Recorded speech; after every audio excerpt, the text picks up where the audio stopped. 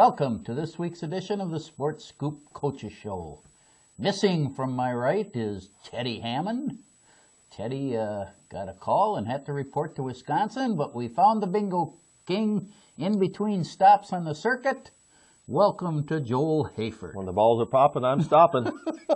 Always glad to fill in for Ted. We like to always explain to our many thousands of viewers that when Teddy's not here, the costumes aren't here either. Ooh, and to the three female listeners, you really smell good today. Holy cow. Can you smell that, Andy? He's smelling good today. I always put on a little extra foo-foo when you're coming, Might Dave. set off the smoke detectors in here. Well, we wrapped up, Hafe, the fall sports season last week. It was Prep Bowl, and we talked about those, so we're going to move right into the winter season, and most of the teams are already going, but a few are not. I think we'll start with the hockey. The girls' hockey's been going the longest already, and Kyle Collins has a young crew this year, only 2 or 3 seniors. They've already played 5 games. They're 2-2-1 to start the season. They had a week of tying Albert Lee, and then they beat Winona, and yesterday they went up to Litchfield and lost 3-1. So 2-2-1 they are, and I know the 8th grader Jade Pedersen is their leading scorer. So. Yeah, they've had some good success early on, and they've had some games where they've had to come back at the end and score a bunch of goals late in the third period. So, that sounds like it's a group that's going to play hard, not give up, and always nice to have a youngster in the mix there. Well, they started out with a 10-4 loss to Mankato West, but I know talking to Kyle, their goalie of the last 3 years, Danny Doms, I believe it is, had a concussion, so she had to miss a couple games, and now they're finally back with Danny in the nets, and I noticed the scores are much, much lower now. Yeah, and, it works out to give somebody else a little bit of experience when somebody else goes down. Tuesday, Rochester Century will be at the arena to face the Waseca girls. The Waseca boys got underway yesterday, their first match of the season. They're coming off a 12-13-1 season, Hafe. They lost to Rochester Century yesterday, a Big 9 school, 7-2, and understand they're really young this year too. Yeah, and to start off with a school such as Century, it's it's a tough one right away, but you got to hit the pavement running and get her going. Thursday they get right into conference play. Fairmont comes to the arena for a home hockey match, and we'll see how they improve as the year goes on. Just talking about hockey at the start, I saw in the paper a big city school like Richfield had to cancel their hockey program for lack of numbers. That's incredible, and you're seeing more and more of that nowadays, is that having trouble getting kids coming out for certain sports. The athletic director at Richfield said we had 19 skate in the summer, 11 came out, 2 were suspended right away to put us to 9, and he said, not to cut down anybody, but 3 or 4 of them, there's no way we could put on the ice, so they have canceled their season in Richfield. Why, rarely do you hear that. Well, let's talk about basketball, and all 4 of our area teams have already gotten underway, Hafe. They've played their first games this week. We'll start with Teddy. He's not here, the coach of JWP. Teddy plays in that season opening tournament down in Madelia. They lost to Grenada Huntley East Chain 83-79 on Friday, and then bounced back last night in the 3rd place game, defeated Alden Conger 79-46. Boy, it doesn't sound like they're going to have any problem putting up points. I know Ted said size will be a real problem for them. Last year, they had 2 6'6" kids, Fiesel and Ricky Johnson, and both of those graduated. So he said, I think our tallest is 6'3", but he has a couple of football players in there that he hopes can play the muscle role for him, and he said we'll have a lot of quickness and good shooters at guard, so he'll have to rely on that. I bet they'll press and run a lot. Yep. Just like last year, they have that quirk in the schedule because Alden Conger was at the tournament last year and they played. Now they play again on 11:30. What's that? That is a week from Monday, right? A week from Monday. They have Alden Conger again. So JWP off to a 1-1 start. WM, Jeff Wagner's crew, the Buccaneers, they got off to a 62-54 win over Jordan. Always kind of a nice win for them, a little bigger school. And didn't see any individual things on the Bucks, but they have the big aircraft carrier back in the middle, the Olsen kid, who's 6'5", and now I think a junior. and he can go outside and he can go inside, and I'm sure they'll be building around him this year. Yeah, boy, Wags, what is this, about his 30th year? Well, him and John Bakken are having a battle. Wow. Wags needs a new hip, and Bach needs new knees, and I think John is committed to double knee surgery in February. Boy. So Wags, I think, is going to win that bet. Be like the $6 million man, rebuild him. The Buccaneers play Tuesday against the LSH Giants. How are they this Sewer year? Henderson. They have not played yet. This will be their opener. NRHEG, they waited until last night. They went on the road to Redwood Valley. Redwood Valley is a team that was at state last year. They've been to state 3 of the last 6 years. Final score, Redwood Valley 80, NRHEG 63. Boy. Tough opener on the road against a very good team. Good team, and what a facility they have down there at Redwood. They've put a lot of money into their sports facilities. I know the Bucks lost Spencer Tullifson and their big aircraft carrier Kalis in the middle from last year. Oakley Baker is back. I think Oakley might be a junior now. I'm not sure. He's been playing since 8th grade, maybe only a sophomore. He had 27 in the opener to lead the Panthers. Boy, good first game. NRHEG will now be off. They'll have a whole week of practice. December 1st, they will get Le Sueur on the road. And the Waseca Blue Jays, they opened their season at home on Friday night. They played Tri-City United. The Jays opened with a 71-47 victory.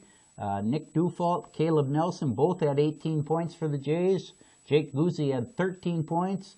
I know Coach Dufault got everyone into the game, and I can see him playing 8 or 9 guys pretty regularly all year. Good. They have a good little rotation going there. Yep. You know, you texted me that it was a close game at half. Boy, they must have really come out the second half and got after it. The Jays are going to be one of those teams, Hafe, I can tell you right now, when they're hitting, you're going to think they're the best team in the state of Minnesota because they got about 7 guys that know no fear from beyond the arc. Speaking of no fear, it sounds like the youngster Malik Willingham who got in there and played, I think he had 8 points. And what I hear is that, you know, his first varsity game, he looked very comfortable out there, and sounds like, you know, he's going to be a big part of their, you know, lineup. Yep, the Jays in the openers started Guzzi, Elijah Carter, Nick Dufault, Caleb Nelson, and Cole Strike were the starters.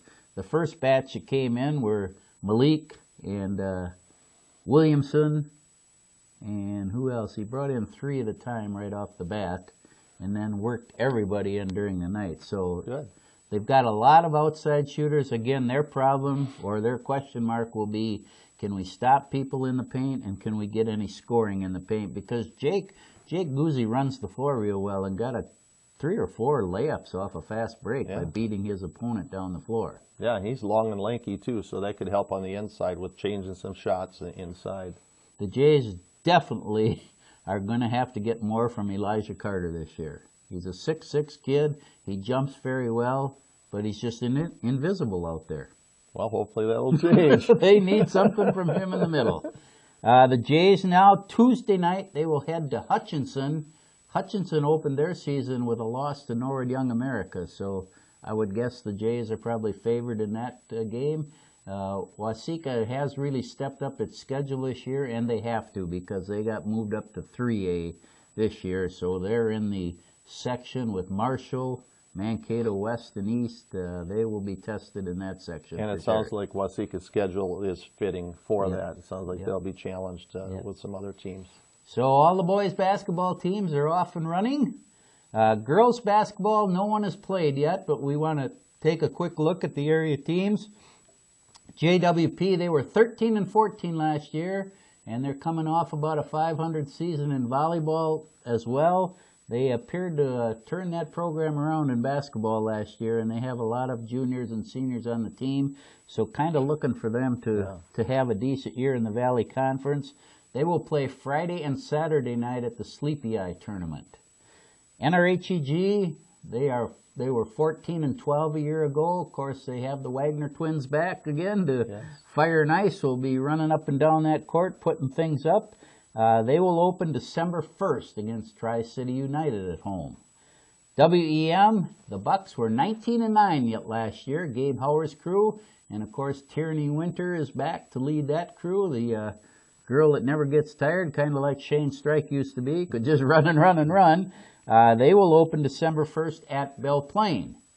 And the Waseca Lady Jays, Joni Conway's crew, coming off a 23-6 season. What a great season. Unbelievable. They will play Saturday coming up at home against Worthington. That is a boy-girl doubleheader. I think the girls play at 1:30 and the boys at 3 o'clock. So, and hockey's going on also across the road. Yeah. It's a big day in Waseca. Yeah, if you want to get out and watch stuff, that's the day to do it. I know Joni's question mark will be the same as the boys. Can they stop people in the paint, and can they get any points in the paint? Because their big people are gone from a year ago. Yeah, they graduated some good kids, but I think they're going to do just fine. They'll be loaded from the outside again. The Karsten twins are back, and the young Hiller girl is back, and Madison Galoff is back. So I imagine they're probably moving Hyam into the paint this year, because she's probably their tallest girl. So unless some of those B squatters, there's a young Altman coming up, so maybe like, some of those. And like I think we were talking a couple of weeks ago, I think a lot of their offense will be come from their defense with some pressing and putting some pressure on people, much like Waseca too. The boys. The Jays were phenomenal a year ago defensive-wise. They would hold teams under 30 points a number of times. Just unheard of in the fast-paced game of today. Yes. So I'm sure Joni and the crew will be stressing that again. Saturday afternoon at home, they open up against Worthington. Well, that pretty much does it for the high school scene. Wrestling just started practices last week. No one has had any action yet. Gymnastics as well. So as soon as Thanksgiving gets by this week, everybody will be in action hot and heavy. Yep, there'll be a lot of stuff to talk about. Well, we have to move on to the national scene, because this is where you really shine. Mr. Positive next to me. You'll never hear a bad word come out of this guy on any of the Minnesota teams. That's the kind of way we do it in baseball, too. Good guy, bad guy. Yep. Just an act. It's just an act, isn't it, Hafe? The Minnesota Gophers still have a chance to make it to a bowl game. They are 5-6. They would have to win their finale. They defeated Illinois 32-23, and they will play. That may be the reason that Teddy's not here. The Packers' 3 straight losses, and the Badgers lost yesterday. He may just need He's in a funk. He might just need time alone. He's getting counseling. Well, the Gophers pulled it out. It wasn't pretty once again. But it's a win. It's a win. And it was awesome to get that victory. And the run at the end there, I laughed because the announcers, he's busting an 80-whatever-yard run, and they say, oh, he should have kneeled it down at the 1-yard line. He should have kneeled it down, so they could have run the clock out. Hey, if I'm going to have a touchdown that long, I'm taking it to the house, and I'm thinking that my defense can prevent them from scoring and getting the 2-point conversion.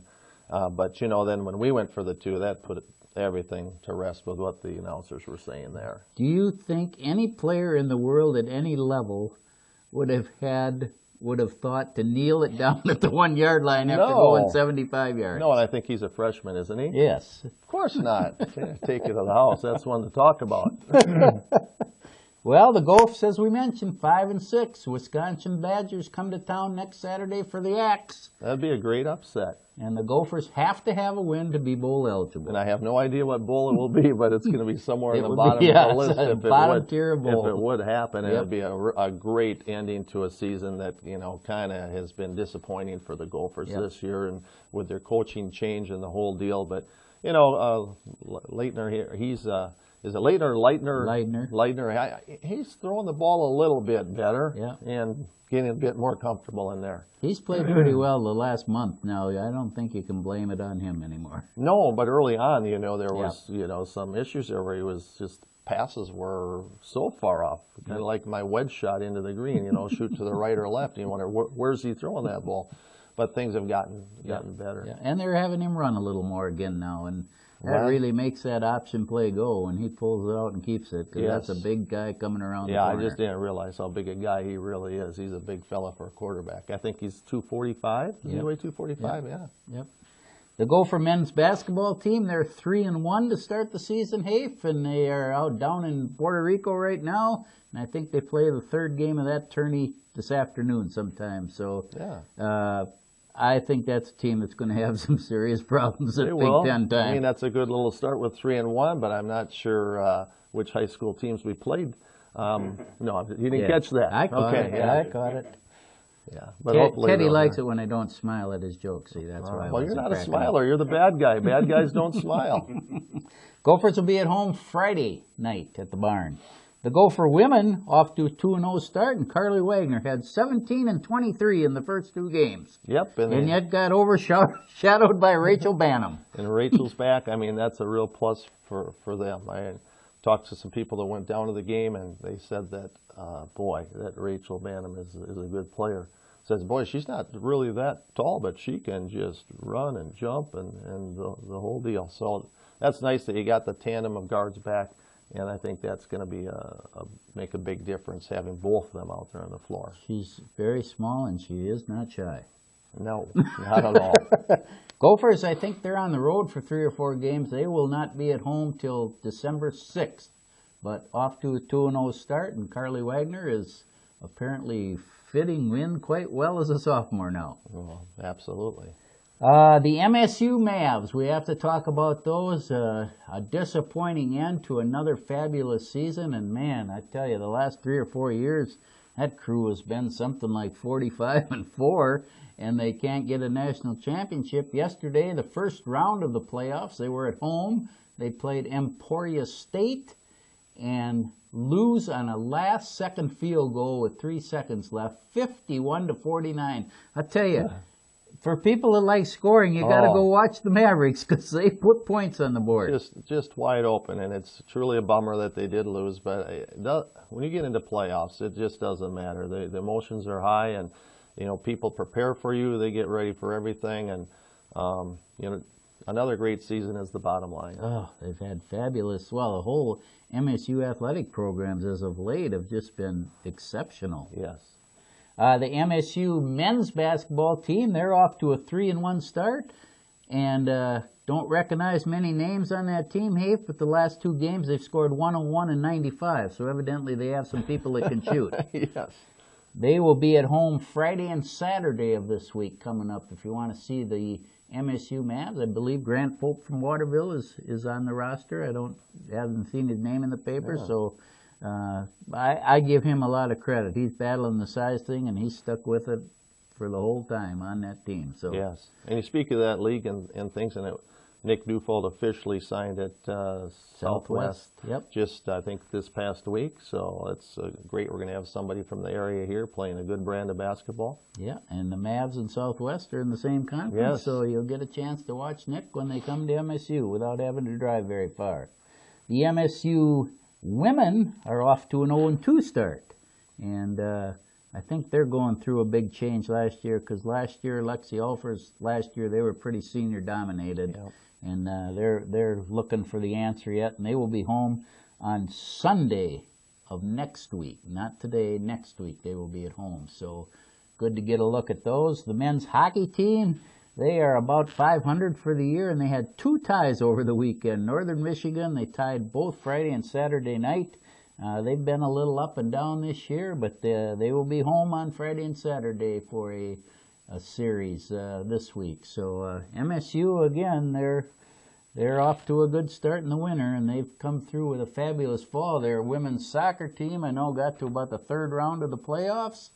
The volleyball team was better than average, so they've really put it together over there athletic-wise. Yeah, so if you want to get out in the wintertime here, a lot of great teams in high school around the area here, and then we've got the college teams right on down the road, yep. too. We're fortunate that we have Carleton, St. Olaf, Bethany, Gustavus, and MSU all, within less than an hour. Yes. So if you want to see ball, you can. Gustavus, coming off a pretty good football season.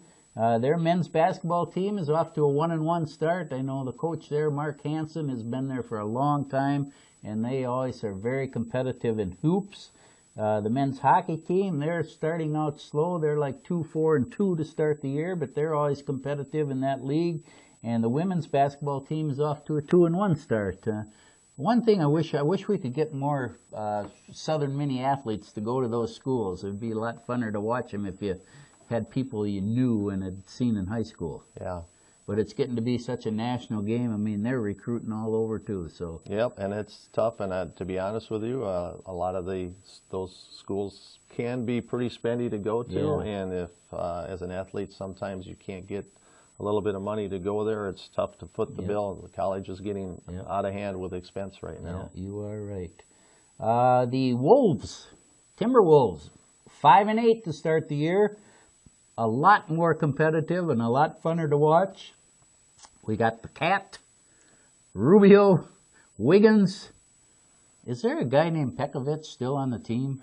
Gee, they haven't been missing him. He should be donating a Christmas check back to the organization for what he gets paid and never plays. No. Unbelievable. What do you think of the Wolves this year, Hafe? Well, I have watched them a little bit, and exactly what you said. It's fun to watch. They play hard. They play defense, and you can see KG trying to teach those guys things and talk to them. You know, they're young, so they make a few mistakes here and there, but as the season goes on, hopefully they'll get better in certain areas.